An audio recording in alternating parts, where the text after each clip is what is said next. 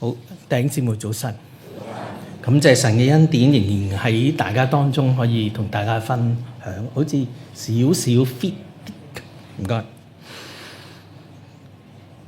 今日揀嘅經文係約翰福音第14章1到6節，咁我哋先讀一讀呢段嘅經文嚇。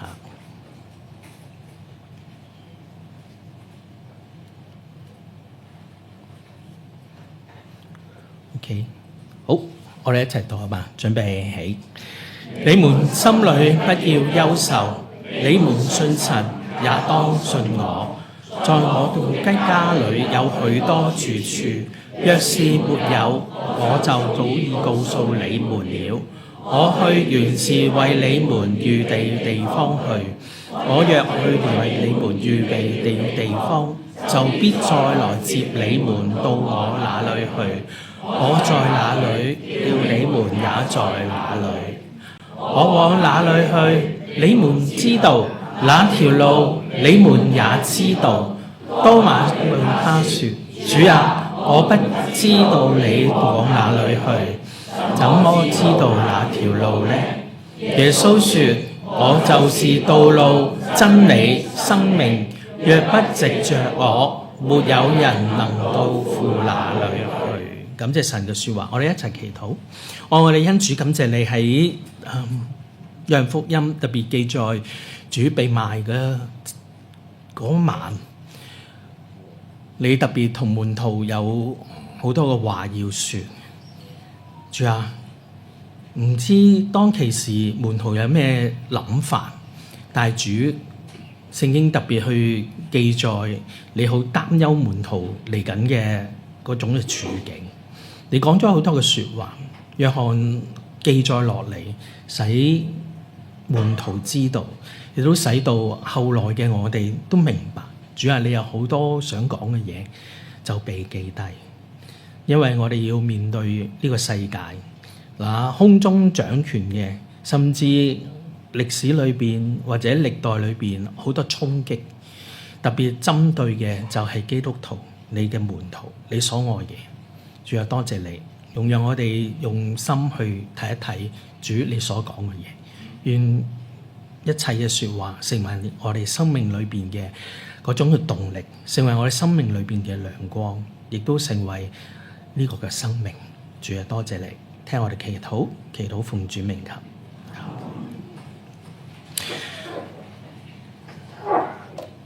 今日講嘅段落其實係約翰福音第13至第17章整個大段落嚟嘅。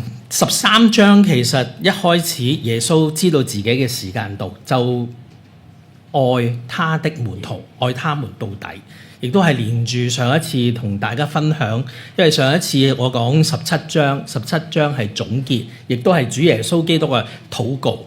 呢大段裏邊咧係耶穌被賣嗰一夜嚇，13章前面就係我哋成日講嘅最後晚餐嘅記述。最後晚餐嘅時候，主做咗一個好特別嘅動作啦嚇，嗰個叫做咩啊？洗腳嗬，為門徒洗腳。咁通常我就睇啦，或者問下大家，你知唔知耶穌最愛嘅人咧，包括邊個啊？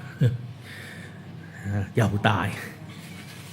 呢個我哋又好少咁諗嘅嚇，連猶大隻腳都要洗，最難洗唔係佢隻腳污唔污糟，而係呢位要同佢一齊食飯，用腳踢他，係咪？舊聖經嘅描述，其中一個要出賣主嗰個，主仍然都為佢作挽回，所以耶穌知道嘅，耶穌明白，不過事就咁樣去發展。當呢一段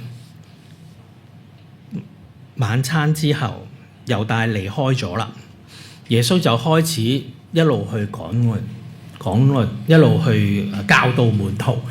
而第13章開始，猶大走咗之後咧，其實耶穌有個命令嘅，今日唔會強調嗰個命令嗰個命令就係你們要彼此相愛，呢個好重要。作為門徒，我們要彼此相愛，呢個係主嘅命令。當其時係一個新命令，對我哋今日嚟講係永恆嘅命令，愛神係擺第一，愛人彼此相愛係排第二，而且係與第一誡命同等。OK， 呢個就係之前嗰段嘅經文。講到愛主，其中一個門徒就提出啦：主啊，我願為你捨命，係嘛，陪你一齊去到最尾。咁耶穌就同佢講，大家好熟啦，呢個就係彼得。彼得啊，係記唔記得？我哋記得係嘛？喺之後你雞啼之前，要3次唔認我。呢個就係成個第14章之前要講嘅嘢，所以第14章一開始第一句係咁講：你們心裏不要憂愁，你們信神也當信我，係連住上面嘅故事去承接嘅。不過當自己一路去讀嘅時候，你們不要憂愁，不要憂慮，不要擔心，唔好記掛。本身係一個命令嚟嘅。真係唔係好知道當其時啲門徒諗緊啲乜嘢，佢個腦裏邊諗緊啲乜嘢咧？會唔會耶穌講佢要受死啦，離開佢哋啦？門徒又話：我哋冇咗倚靠啦嚇，我哋冇咗咧，我哋嘅生活裏邊最勁嗰個嘛嚇，冇嘢食就變啲嘢食出嚟啊嘛，係嘛？又行神蹟又醫治，所有嘢唔使擔心嘅，係咪咁樣咧？當自己去讀呢節嘅聖經嘅時候，心裏邊咧好得安慰。唔知你有冇試過讀聖經？聖經嘅説話成為你嘅安慰幫助。特別最開始信主嘅時候，一片擔心去信主，係嘛？20幾30年前，仲後生嘅時候，好多嘢咧好勇，好覺得信仰好勁，好勁，好勁。甚至咧面對人生好多嘅壓力嘅時候，特別開始即係面對工作當年唔知做啲咩好，總有一個方法，係咪？導師就會教你祈禱啦，好似冇乜答案㗎。當年成日都覺得你祈禱啦，祈禱就得㗎啦嚇。咁心裏邊就話係祈禱啊，安心知道。咁就按照即係上帝嘅帶領啦，用咗一啲嘅方式啦，都係寄信嘅啫。當年我諗冇而家寄咁多封信出去，咁就去到一間嘅即係銀行啦，咁坐定落嚟，跟住就繼續即係人生嘅唔同嘅生活。你們不要憂愁，亦都諗到喺上一次入即係醫院嘅時候咁急症室就上醫院，第一個經過嗰道門嘅時候咧，我諗起第一任太太佢喺醫院個情況。當年好耐之前咁因為佢入院到佢離世嗰個階段，其實我不斷陪住佢。我突然間諗起今次會唔會係我離開嘅時間咧？唔知你人生有冇諗過呢種嘅諗法？係時候啦，可以即係我心裏面就覺得可以走啦。OK， 講笑啊，係啊，心裏邊有冇個安心？你們不要憂愁，你唔使擔心，唔使記掛。信仰係咪指向呢樣呢？心裏嘅憂愁，有人咧佢覺得唔知應該去邊，所以前邊或者喺第6節之前中間仲有一個多馬，佢都係問緊呢樣嘢，係嘛？唔知去邊，唔知條路，有冇一刻喺人生裏邊咧會問呢個問題？人生好多嘅轉捩點，我哋叫或者轉變嘅嗰個時機無論係身份上面嘅轉變，由讀書到工作，由單身成為已婚，由即係作人兒女，後來成為人哋嘅父母，好多個轉變。下一步係點？完全未經歷過嗰種嘅狀態，嗰種處境，心裏邊好忐忑。有冇試過？所以我好覺得第一節其實適合所有嘅弟兄姊妹，或者喺你人生裏邊，你遇到嗰種嘅處境，你諗一諗，其實耶穌有一個好重要嘅命令，亦都係應許。佢話：你們心裏不要憂愁。當自己憂愁嘅時候，呢句聖經就會彈出嚟。佢話翻俾自己聽，唔好憂愁，真係唔好憂愁。跟住耶穌就咁講：你們信神，也當信我。哎呀，如果你真係未信耶穌，你或者你唔係好知道信仰嗰種嘅能力，神嗰種偉大係嘛？每個主日我哋就係敬拜上帝，佢嗰種嘅偉大，佢嗰種嘅能力，佢嗰種嘅創造同我哋嘅關係，佢就係嗰個磐石，佢就係喐都喐唔到嘅嗰種嘅保障。我哋知，但喺我哋生活裏邊，仍然好多擔心嘅地方，仍然按捺不住裏邊嗰種嘅憂愁，特別世界大事、疫情橫行，係咪？工作難，揾錢都難，去到條街嗰度，舊日經過好多個鋪頭仔，一個個執晒。哎呀，心裏邊不是味兒，唔知呢個世界嚟緊會變成點？呢度打仗好遠，有一場仗打咗3年幾4年，我哋好少留意。有一個打仗又嚟，影響到我哋啲油價，影響到開始有啲嘢暗湧緊出嚟。主啊，你係咪真係為我哋預備地方？我可以信靠，我可以去。呢度寫低嘅時候，我諗起我自己初信主，第一個想嘅問題問主就係：主啊，你做咩唔接我翻去？舉手我就好想翻天堂。唔知有冇弟兄姊妹係咁諗？因為當其時真係好難嚇，特別最愛嘅人離開世界，我好想都一齊走嚇。不過主嘅冇俾我走。主佢答嘅答案好特別。第2節聽我讀啊！在我父家裏有許多嘅住處，若是沒有，我早已告訴你們了。我去原是為你們預備地方去。呢個係主親自嘅保證。佢唔係我哋，佢唔係延遲，佢亦都唔係使到我哋需要擔憂。佢話翻俾我哋聽。我要去咩？為你預備地方，為你預備嘅，係啊，所以你唔好擔心，亦都唔需要擔憂。如果淨係得第一句得命令咧，我哋好難捱。耶穌話信我，又即係信神，又要信我，就算咧，就所有宗教都係咁講嘅。不過耶穌有保證，保證就係話我為你預備地方，請你信啦。最尾我又寫低，係咪真係可以安心？問號，係咪好似好反覆？係，信仰本身係咁，我都覺得係。你唔好睇劍青哥走上台，即係口行行講下咁啊。一樣嘅經歷咗好多嘅掙扎，好多嘅睇法，人生有唔同嘅階段，好多嘅取捨，到今日，仍然都會信心軟弱嘅，仍然咧會面對各樣嘅嘢，都會諗一餐嘅。呢個就係正常人嘅掙扎。我唔誇口什麼，因為我冇得誇口。一跳就跳到去第6節。當晚嘅問題，佢話我唔知道你去邊，我點知嗰條路？係咪好直接嘅？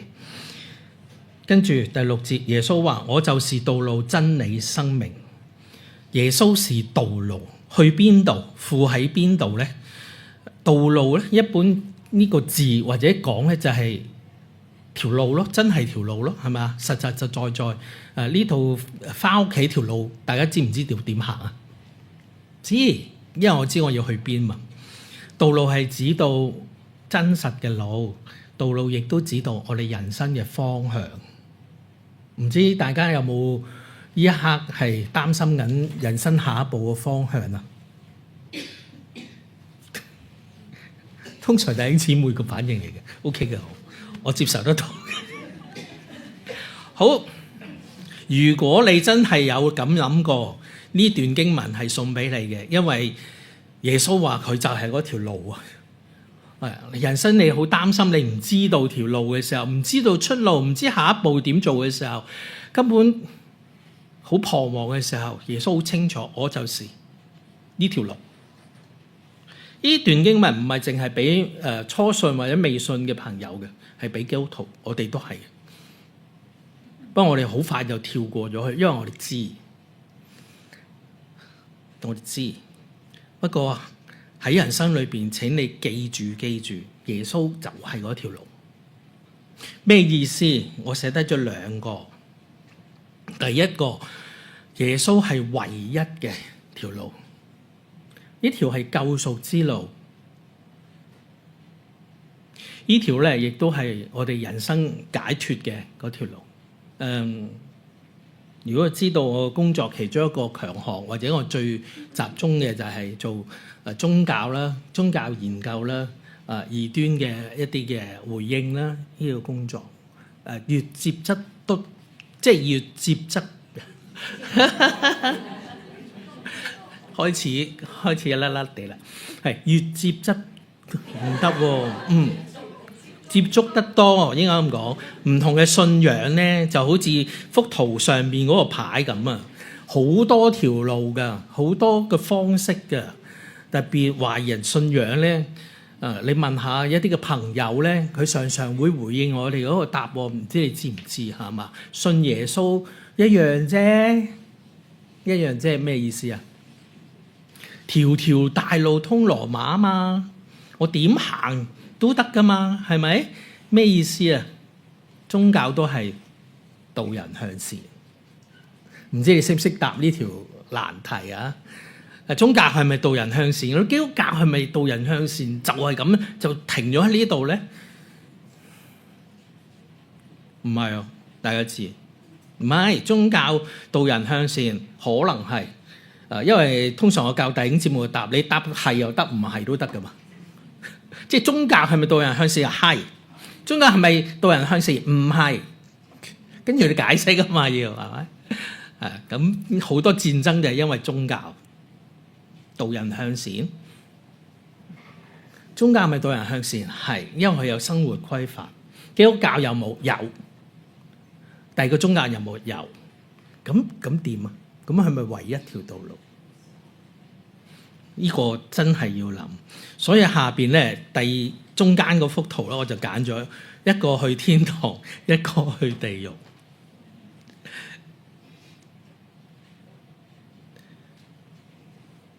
當俾人去揀呢個符號嘅時候，你覺得你會聽到咩答案？朋友，你揀啊，即係上天堂落地獄，你想去邊啊？最古怪嘅答案，或者而家唔知仲有冇人咁答啊？梗係打落地獄啦！我啲朋友喺下邊等我開台喎。即係你就知道對方講笑啦嚇，或者佢根本就想拒絕嚇，佢挑戰你，你唔識答係。咁當然我哋知道嚇，天堂、地獄係咩意思咧？如果我所愛嘅人能夠喺埋一齊，嗰度應該叫天堂定地獄咧？唯一嘅方法係乜嘢咧？如果喺我哋人生裏邊，我最想邊個會將來見面嗰笪地方，理論上定義啊，嗰度應該叫天堂，因為地獄嘅意思就係永遠分離咁解，係咪？想講咩咧？就係唯有耶穌先係嗰條路啊，冇第二個方法，冇第二條路可以行。所以鼓勵弟兄姊妹跌埋心水，信好佢咧，係咪咁啊？係啊，好簡單嘅咋，係啊，我就跌埋心水，信，因為耶穌話：你們信神也當信我，全心全意。其實唔使諗咁多，你越諗多咧，就好似我咁燒爐喎。OK， 耶穌係唯一嘅路，第二啲路都好似嘅啊。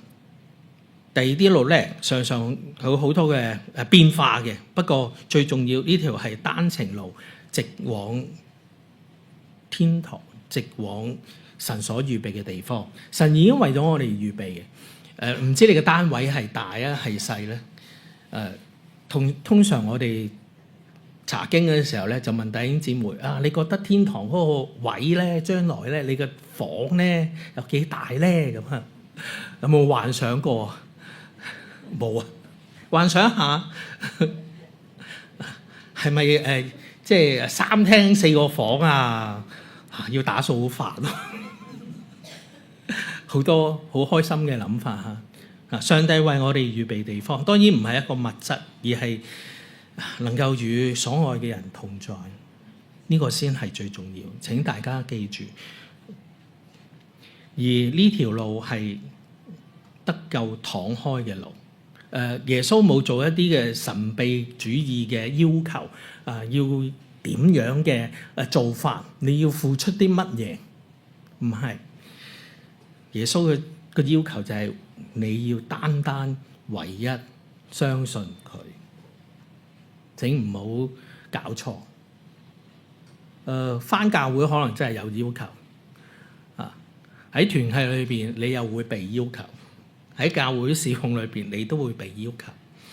不過信仰唔係淨係咁，呢啲要求係因為喺地上邊我哋有一啲嘅相處守則，呢啲嘅要求係主希望我哋能夠彼此相愛，互相守望，將神自己嘅福音去傳開，呢個先係喺地上邊。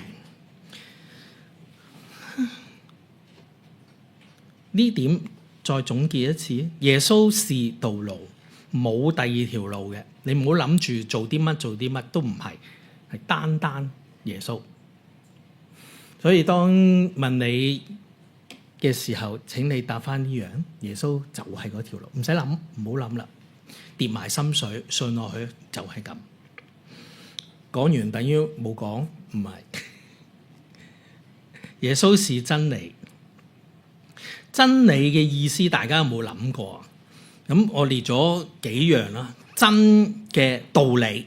所以有啲人咧嚟教會希望聽咩啊？道理。唔知大家有冇試過一啲嘅朋友係咁喎？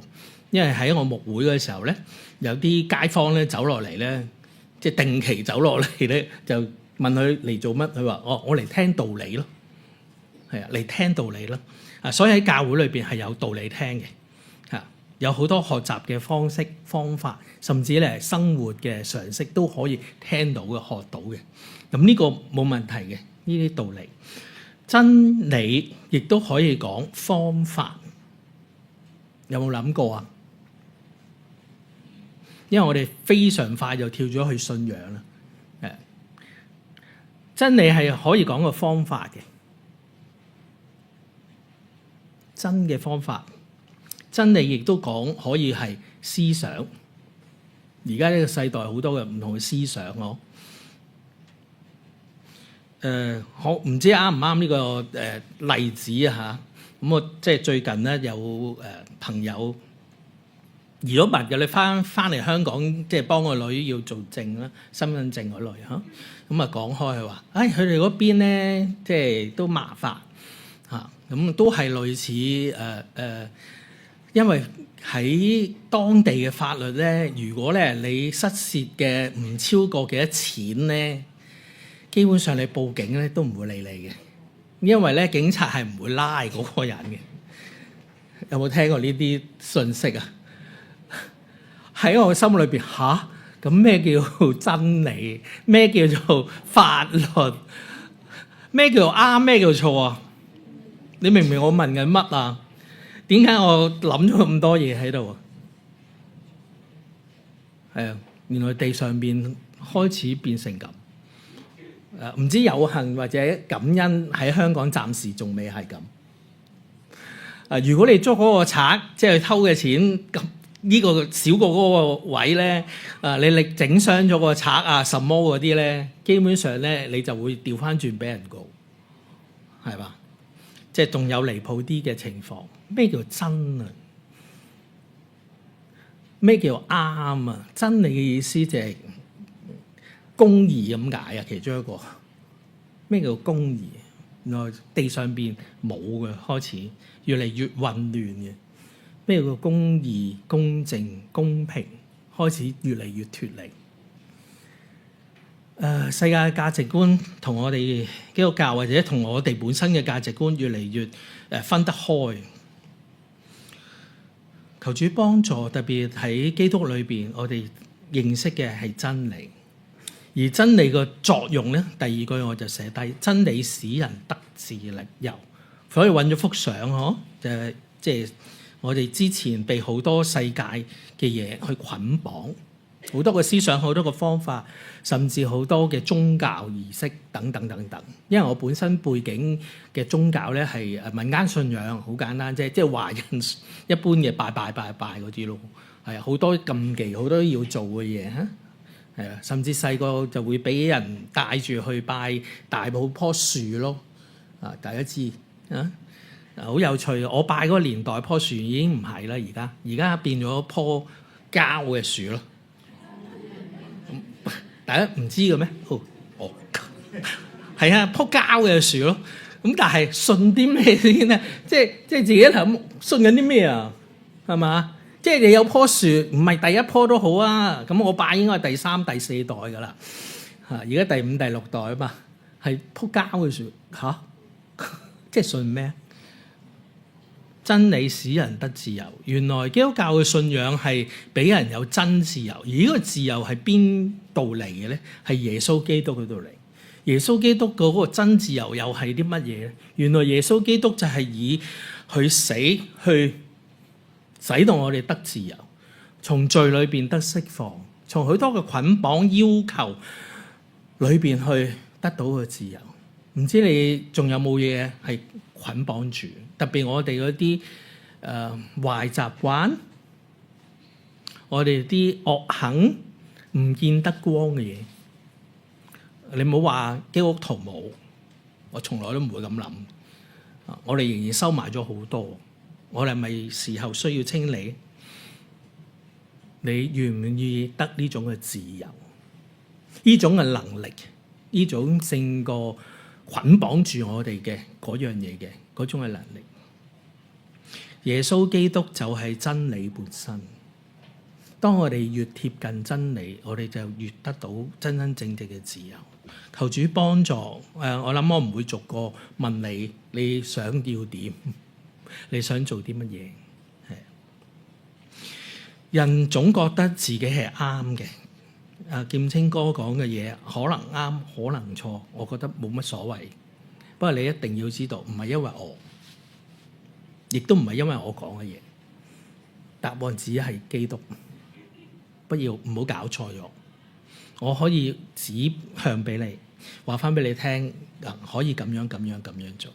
不過真真正正嘅，請你去跟隨基督。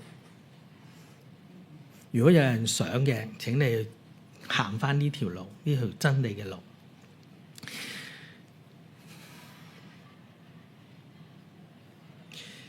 停一停，諗一諗，總結一下，基督是真理嘅意思。呢個唔係道理、方法、思想嘅內容。人遇到難題，人遇到處理嘅時候，總會諗方法。祈禱裏邊求主俾方法，俾真相。但係耶穌話：我就是真理。所以唔係方法本身，而係基督本身。求主幫我哋清楚呢樣，特別喺信仰裏邊，喺我哋嘅生活裏邊，喺我哋生命裏邊。今日挑戰大嘅，亦都好簡單嘅，因為聖經就係咁講。耶穌是道路，耶穌是真理，耶穌是生命。基督嘅生命，呢個生命比較自己去思想。其實聖經打開第一就係講緊生命創造。基督就係生命嘅源頭，生命在他裏頭。約翰福音一開始講都係講緊呢樣嘢。呢個光，基督就是呢個光。光，呢個光係咩嘅光？係生命嘅光。呢個光喺照着喺黑暗裏邊，但係黑暗卻不接受光。呢度完整地，約翰福音係講緊上帝嘅生命當進入世界嘅時候，呢個世界本來係屬佢，不過人就拒絕佢。基督徒見得好多，不過唔知大家嘅狀態係點？求主幫助我哋連結翻喺主裏邊。我無意去指出大家嘅問題嚇，因為我唔知，即係我唔知，真係唔知。不過卻話翻俾我哋聽，提醒彼此勉勵。我哋嘅生命要連於嗰個源頭。你覺得嗰種嘅生命狀態係乜嘢呢？約翰福音特別提，生命在他裏頭，這生命就是人的光。呢個光明我哋要接近嘅。雖然我哋仍然有好多嘅黑暗面，但係佢賜我哋有生命。敬拜通常第一首歌就係歌頌緊呢位嘅神，俾我哋有生命。呢位係我哋嘅創造主，唔單止創造一切，更加創造咗我哋。我哋好少咁聯繫住，我哋知，但係我哋有冇咁樣聯繫住？第二句、第三句咁寫，他是豐盛生命。約翰福音10章10節，大家識唔識背？我來了是叫人得生命。點解我停咗？唔係唔識背，而係我有冇經歷咗呢種嘅豐盛生命啊？即係呢種嘅豐盛生命，有冇諗過？我唔知係咪一個多疑嘅人啊，多馬一樣，成日問問題。我信主就係咁，我會問問題。信咗耶穌有生命，OK 好，感謝主。下邊嗰句咧，點解耶穌會咁講？點解我可以有豐盛生命？我生命係咪豐盛啊？我已經即係有樓有車啊，有高嘅職位，我有兒女，有好好嘅太太。Well， 呢啲係咪豐盛生命？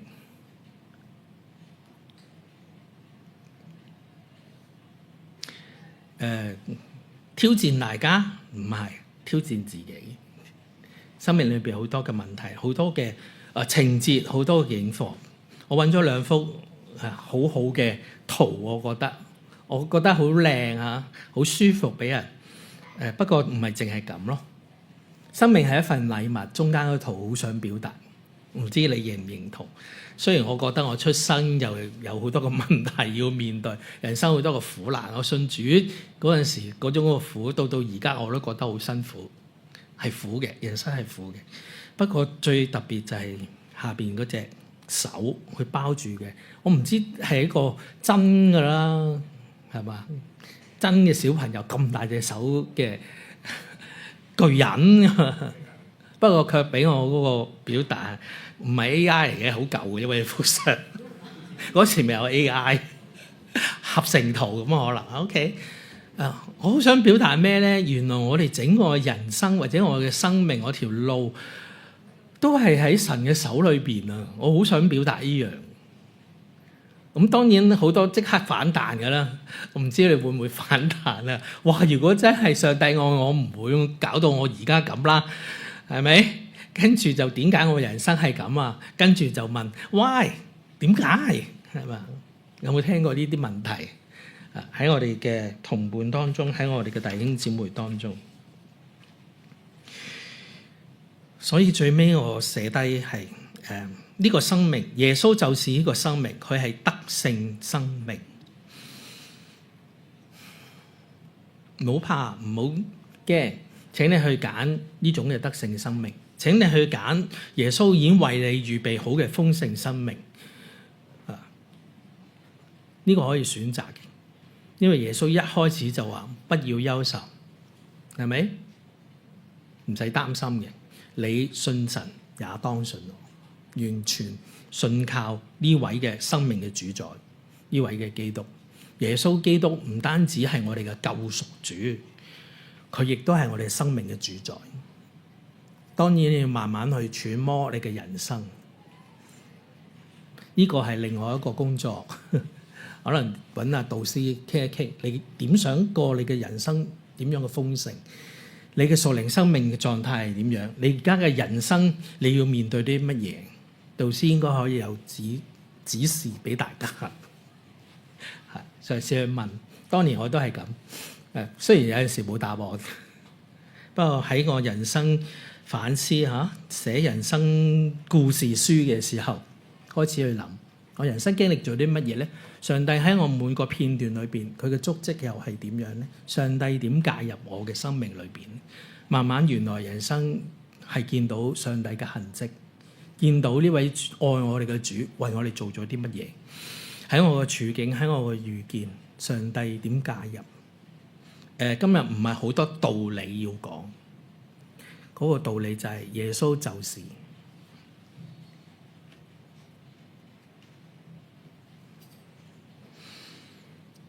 兩幅圖，調教過上面嗰幅嘅冇咁血腥嗬。耶穌為我哋釘上十字架，我們信嘅主就是為我哋犧牲釘上十字架。每個星期我中意平安福音堂嘅擘餅嘅，真係，因為係一班弟兄姊妹去紀念主為我哋所做嘅嘢，係啊。耶穌就是為我哋犧牲，將自己去換咗我哋，連命都擺上。唔知愛最高峰係點樣去表達？耶穌就話：就係咁，你們要彼此相愛，我怎樣愛你們，你們也要彼此相愛。呢個係勸。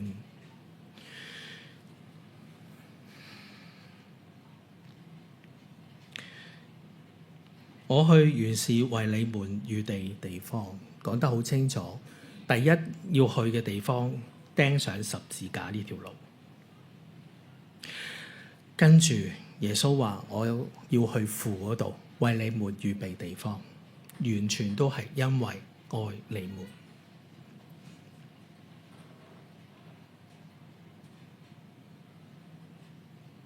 而我哋咧，只能藉着主。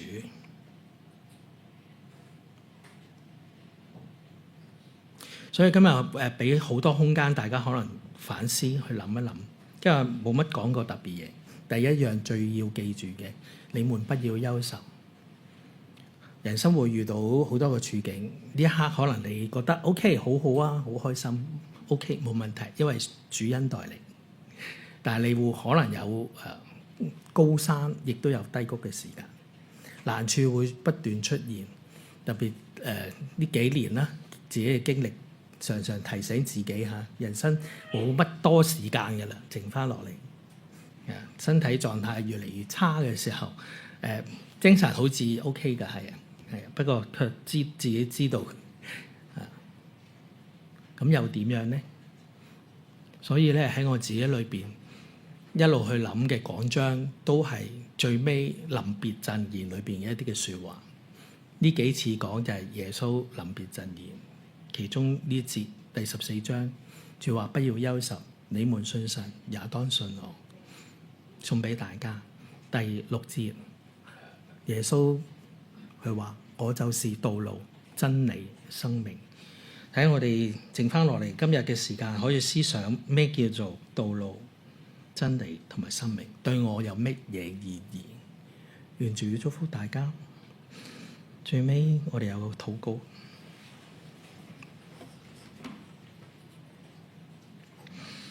親恩主都特別向你禱告，仲有今日好似好多嘢都未講，所以有啲朋友啊，有啲同學成日話我係一啲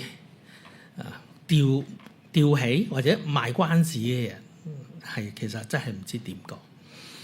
求主都幫助咯，特別主你離別嘅時候，你同門徒講咗一大番嘅説話。當彼得佢話願為主捨命，跟從主，連命都可以唔要，主啊，你卻提醒佢要3次不認主。當你去講到門徒不要憂愁，信神當信主，又有個多馬就問問題，話呢條路係點？你要去邊？主啊，你就話你就是道路、真理、生命。主啊，記載落嚟嘅時候，好似係特別對住彼得、對住多馬去講，但我哋知道約翰作為呢位嘅作者，佢好想去記述主對門徒嘅一啲嘅回應，特別後來嘅我哋，當我哋讀嘅時候，求主幫助我哋去明白呢番嘅説話，同樣俾我哋。主啊，就求你幫助面前一班嘅弟兄姊妹，俾佢哋有信心，不要憂愁。我哋咩時候憂愁、擔心、顧慮，甚至好多諗法嘅時候，主啊，就俾我哋安定落嚟。唯有主先有個安心之道，唯有主先係嗰個道路、真理同生命，免得我哋去誇口，我哋做咗啲乜嘢，我哋係真理，唔係，只有主先係。